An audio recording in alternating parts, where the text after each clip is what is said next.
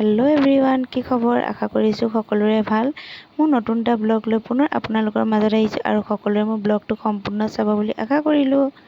আৰু এয়া আমি এনাই ঘৰত আছিলোঁ, মানে এইটো ভিডিঅ' আজি নহয়, অলপ দিনৰ আগত আছিলে। আমি যোৰহাট গৈছিলোঁ। যোৰহাট যাওঁতে আমি ঢেকীয়াখোৱা বৰনামঘৰ গৈছিলোঁ।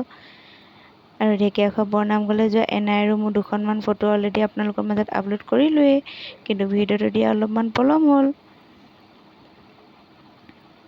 আৰু আমি আহি ইয়াত ঢেকীয়াখোৱা বৰনামঘৰ পালোহি। আৰু আপোনালোক সকলোৱেতো জানেই, যিহেতু কেমেৰামেন ময়েই, সেইবাবে নিজকে ফ্ৰণ্ট কেমেৰাত অলপমান দেখাই লওঁ, কিয়নো নিজৰ ব্লগটোত মই নিজকে নেদেখালে অলপমান আধৰুৱা যেন লাগে। আৰু আজি মোক চাদৰ মেখেলাত কেনেকুৱা লাগিছে কমেণ্ট এটা কৰি জনাবলৈ নাপাহৰিব। আৰু আমাক শৰাই এখন দিয়া কথা আছিলে, সেইবাবে শৰাই সকলোখিনি বস্তু পাপা আৰু মায়ে ককাজনক আগবঢ়াই দিছে। আৰু এইফালে শৰাই বস্তুখিনি আগবঢ়াই দি আমি চাকি জ্বলাবলৈ আহিছোঁ।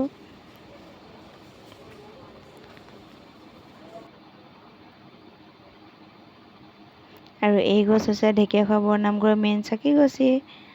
আৰু আমি চাকি জ্বলাই মেলি পুখুৰী পাৰলৈ বুলি আহিলোঁ, মানে ঢেকীয়াখোৱা বৰনামঘৰৰ পুখুৰী পাৰলৈ।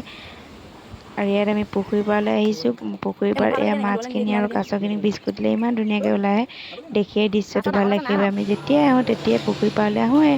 আৰু এইজোপা বৃক্ষজোপা মাধৱদেৱে 1450 শকত ৰোৱা হয়। আৰু পৰিৱেশটো চাওকচোন, ইমান ধুনীয়াকৈ চাফ চিকুণ কৰি ৰাখিছে।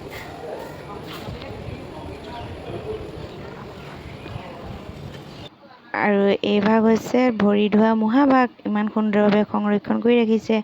আৰু আপোনালোকক ঢেকীয়াখোৱা বৰনামঘৰটো অলপমান দেখাওঁ বুলি ভিডিঅ'টো কৰিলোঁ। যদি ভাল লাগিছে লাইক কমেণ্ট কৰিব। আৰু আপোনালোকে ঢেকীয়াখোৱা নামঘৰ আহিছেনে বাৰু?